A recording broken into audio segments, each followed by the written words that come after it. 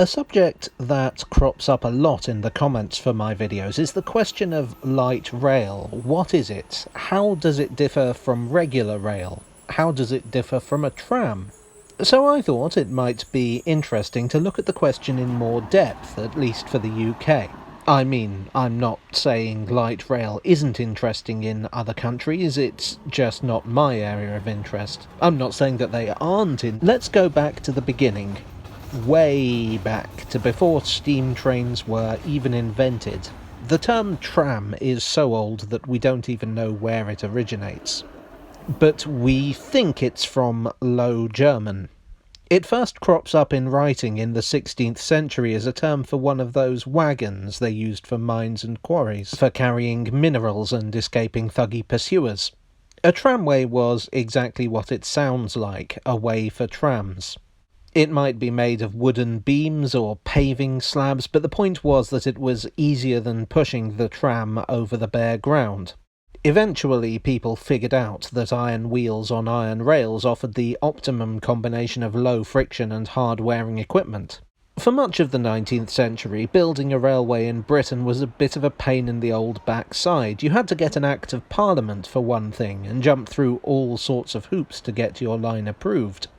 Fine if you were planning a main line with heavy traffic, but what if you just wanted a few miles of track to carry a handful of wagons from your village to the main network? The concept of tramways gave promoters a sort of loophole. A good example of the result of this is the Wantage Tramway in Oxfordshire. This opened in 1875 and connected the town centre at Wantage with the Great Western Railway station at Wantage Road.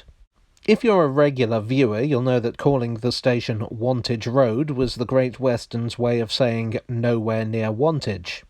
Trains were short, the railway was only a couple of miles long, there was no need for complicated infrastructure or high speed, and so a tramway would do. Your typical tramway locomotive was small.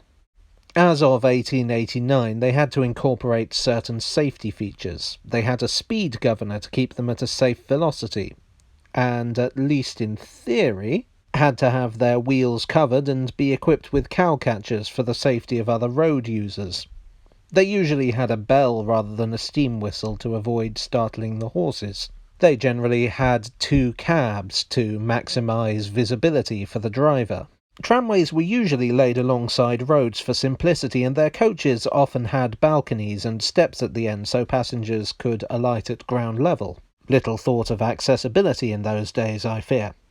Of course, you can no doubt find exceptions to all of these rules. Wantage Tramway No. 5, the only surviving locomotive, has none of those safety features. In 1896, the Light Railway Act was passed. This provided a neat little halfway house between tramways and main lines. Instead of an Act of Parliament, builders only had to get a less onerous light railway order. The term light railway meant more or less what it sounds like. A railway that carried less traffic than a regular railway at a lower speed, therefore requiring less heavy engineering. It had fewer restrictions than a tramway, and this resulted in a boom in the construction of light railways. It also meant that older lines that would otherwise be closed down could be resurrected in a cheaper-to-operate form. The absolute king of this practice was Colonel Holman F. Stevens, who's something of a legend among railway enthusiasts. His railways were distinctly ramshackle, utilising older and often mismatched rolling stock acquired from wherever he could get it on the cheap. Buildings would often be made of corrugated iron, and track would typically be overgrown. He was also one of the pioneers of cutting costs by substituting steam locomotives for cheaper internal combustion. Usually there was a locomotive called Hesperus about the place. His lines cheated death for decades, and several of them are still with us today. Stevens was by no means the only light railway promoter, but he's the most famous. Meanwhile, street railways were becoming a popular way of getting around cities. The concept of the urban tramway had been pioneered in America, where rough and unpaved streets had made trams the saviour of the commuting buttock.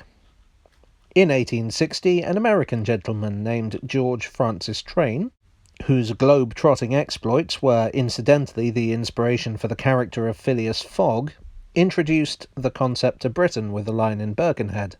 The concept soon spread, and with light railways becoming a distinct entity, the old words tram and tramway came to attach themselves specifically to urban street railways. With the rise of road transport, both light railways and tramways fell out of style. By the 1960s, only a handful remained. All this is a long way from the modern concept of light rail and indeed tramways. Modern light rail is a very different beast. As a general rule, it's electrically powered, purely urban, and uses track that's segregated both from other railway lines and roads. Trains are usually smaller than main line rolling stock and capable of taking tighter curves and steeper gradients. They have a lower passenger capacity, but they'll often operate more frequently than your usual train. They don't carry goods, travel long distances, or run express services. Monorails don't seem to be classed as light rail despite meeting most of the criteria. What you consider to be the first modern light rail system in Britain is open to debate. You could argue that the 1890 City and South London Railway, now part of the Northern Line, was the first. But the Office of Road and Rail doesn't class the Underground as light rail, so I'm going to go ahead and pin the title on the late lamented Liverpool Overhead Railway. This was opened in 1893. It was an elevated railway that used electric multiple units to provide a commuter service through the Liverpool docks, and looked kind of like a steampunk version of the DLR. Or, if you like, the DLR looks like a cyberpunk version of the Liverpool Overhead Railway. Anyway, if you disagree with my assessment, that's what the comments section is for. What is certain is that by the 1970s, light rail was coming into vogue as a clean and low-cost method of meeting the rapid transit needs of cities. In Britain, much like Colonel Stevens had done in the first couple of decades of the century, transport planners often took advantage of closed or underused heavy rail routes. The pioneer was the Tyne and Wear Metro in 1980. This was followed in 1987 by the Docklands Light Railway, which I mostly mention because, like, half my stock footage is from the DLR. Trams have come into fashion for much the same reason as light rail. They do tend to be considered a form of light rail, in fact. And honestly, the only real difference that anyone seems to be able to put their finger on is that a tram runs on the streets, rather than being segregated from the street. That being said, some trams really push the definition. The Croydon tram link only really runs through the streets, in Croydon itself being segregated for speed and convenience elsewhere. So if it runs on the streets for any distance, however short, it is considered a tramway, and if not, it's a light railway. There are probably exceptions to this rule, because in my experience of talking about railway history, there are exceptions to every rule, and 500 people in the comments section will let you know what they are. I hope you found this brief look at the subject interesting, and maybe a little useful. If you did, then please do hit the like button, subscribe for more, and hit the bell icon to be kept up to date on future videos. I'd also like to thank my wonderful donors for helping to keep this crazy venture going. And I'll see you again very soon. Cheerio.